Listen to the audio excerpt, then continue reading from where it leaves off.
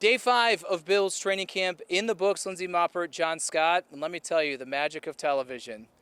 Lindsey's almost as tall as me, if not maybe taller, because Should we really show you? No, Okay. it's okay. She's standing on a ledge here, literally.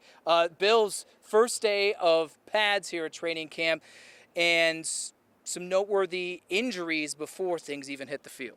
Yeah, safety Mike Edwards is week to week with a hamstring injury. Mike Edwards on the offensive line, he is in concussion protocol. And then we also have, who was our last guy?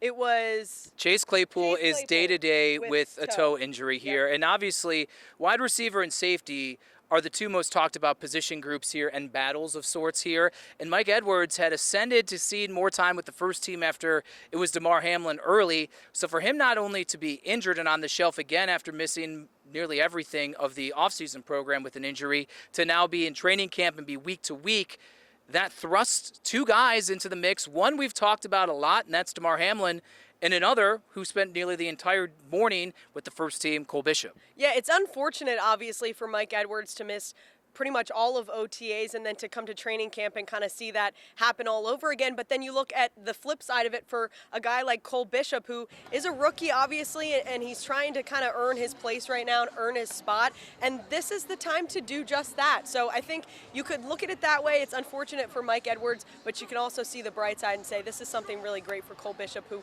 we've also heard a lot about from different players saying he's getting more comfortable. He obviously took time in that kind of 1 month off period that they had to really learn the playbook, you know, get comfortable with everything. And so this is an opportunity I'm excited to see if he can really take advantage. We've heard both defensive coordinator Bobby Babich and head coach Sean McDermott mention that one of the most difficult positions to transition from college to the pros and get a grasp out the gate is the safety position. And Rasul Douglas added in a nice little nugget here saying that he's getting communication from Taylor Rapp. He's getting great communication from Damar Hamlin. And it wasn't a slight on Bishop, but he's saying, I'm telling this kid he needs to talk more, because Douglas, who's a character in himself, saying, I got to be honest with you, the cornerbacks, a lot of times we don't actually know what we're supposed to be doing, so we rely upon the safeties. A year ago when Rasul came to the team midway through the season, you had Micah Hyde and Jordan Poyer. I mean, those guys are set it, forget it. We obviously understand their history with the team.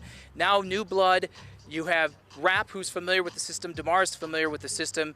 Communication. So not only Bishop understanding his job and his role, but also distributing information to the rest of the defense. That's going to be as critical. Yeah, and like you said, I thought that was the most interesting comment, that he was like, oh yeah, and the rookie. Like he didn't even go ahead and say his name, but he kind of was just saying we need a little bit more from him. He again, it's not a knock. He didn't say he's not doing a good job. He's doing a great job, but he said we just, you know, go out there, be yourself, do your job, and we just need to hear a little bit more from him, which I think as a rookie is kind of expected in a way. You know, you're kind of going out there, you're learning your role, you're kind of getting comfortable with the guys, building a chemistry.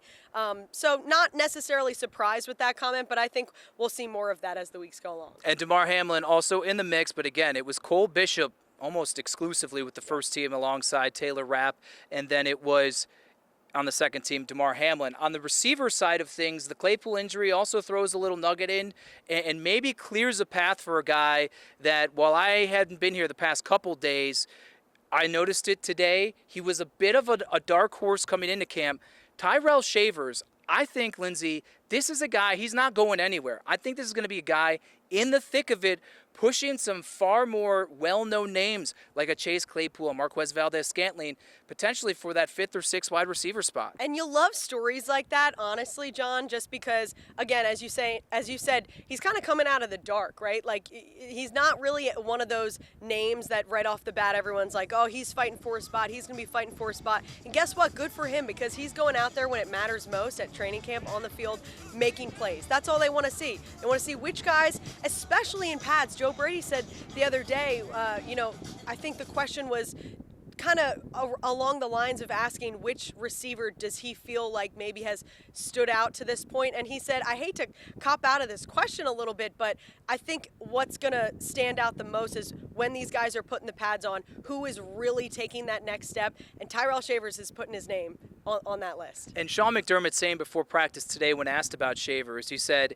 if you looked up consistency in the dictionary, Tyrell Shavers' face would be right there. This dating back to last season as he spent nearly the entire year on the Bills practice squad. We've seen these stories happen in the past. The Bills like to get them in their system. They spend their time on the practice squad after, some flashes in training camp. They continue to develop them in the shadows, for lack of a better term, and now getting more opportunity this season. Tyrell Shavers put him on the radar. You mentioned pads, how things really are different. One guy that I think you really got to have your attention on all the time, but I wanted to see day one with pads was Keon Coleman. One of the things and concerns maybe some people have with Coleman is his ability to get off press man coverage. I watched one-on-ones. Jamarcus Ingram stabbed him at the line and pushed him back 2 yards on the first rep I saw, and Ingram got the better of him. Another one-on-one rep against Ingram. He was in his pocket, and he was pretty physical down the line, another incompletion. As practice went along, 11 on 11, you notice Coleman get loose and things like that. It's going to be a work in progress, but as great as some of the plays have been against air, as great as some of the plays have been without the pads, this is where the evaluation really begins for Keon Coleman. Yeah, I agree with that. I will say the thing about Keon Coleman, I really do feel like up to this point, he's probably having as good of a camp as the Bills had hoped from him. Every single day we're out here, we're getting we're seeing a touchdown catch that is just should be immediately put on the highlight tape. He stood out there, and it'll be good to see kind of how he moves forward. As you said, with the pads, it's a different game, different energy, so we'll see. And it was good to see Bill's offense, just some of the other wide receiver standouts. Josh Allen hitting Khalil Shakir multiple times on some really tight seam passes. And Curtis Samuel, one-on-ones, made a heck of a shake and bake and had a nice leaping grab. You can actually see that one, I believe, on the Bills' social media, as well as in 11 on 11 doing some stuff. So you're starting to see some guys separate that maybe you expected to be the core of that wide receiver group, and now it's trying to fill that out. Again, Tyrell Shavers, Marquez Valdez-Scantling, KJ Hamler is an interesting guy that, because I'm trying to figure out as you piece the puzzle together, multiple roles for the guys at the back end of the roster. I don't know where punt returner is right now. We've seen Andy Isabella. We've seen Hardy.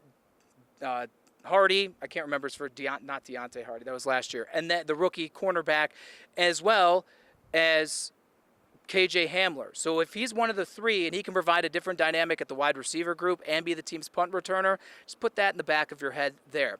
Let's go to just overall observations that you saw with physicality, with the pads being on, and anything that, for not no pun intended here, things that popped here today for you. Yeah, well, I mean, as you said, the pads really equal just more physicality, the energy. I think Ed Oliver said it best. He was saying you mix a little bit of tension, a little bit of frustration with the heat out here today. You can probably see it on my forehead. There was a couple of little kerfuffles or you know what I mean? Scrums, yeah.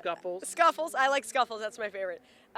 But the one that stood out to me was Kaiir Elam and Mac Hollins kind of going at it there for a second. And yeah, it was just very high energy on the field today, as expected, I think, as all the coaches had hoped. And that's probably the biggest standout for me today. Darron Evans had a nice long run with the second team there. Ty Johnson leaving practice, no word exactly of where things stand with him and his health status. So Evans getting some time with the twos.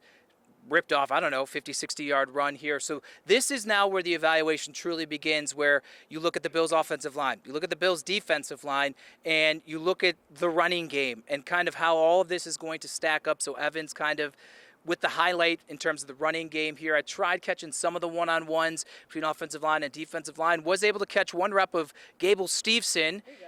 And it wasn't that bad. I wouldn't say he necessarily won over Alec Anderson, but he certainly held his own very well. Got a great cheer from the rest of the defensive line group here. Work in progress for him. Expectations, I say we're putting them down there for the former Olympic gold medalist wrestler as well.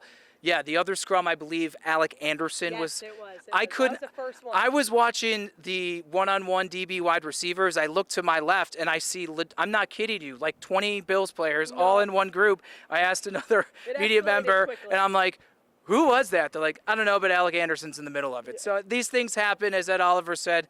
You bake in heat, and maybe 5-6 days of being together and not being able to hit each other, it's time to ratchet things up. Bills back on the practice field Tuesday morning before one day off, then another day on Thursday back here at Fisher, leading into the blue and red scrimmage Friday night inside Highmark Stadium. With Lindsey Moppert, I'm John Scott for Channel 2 Sports.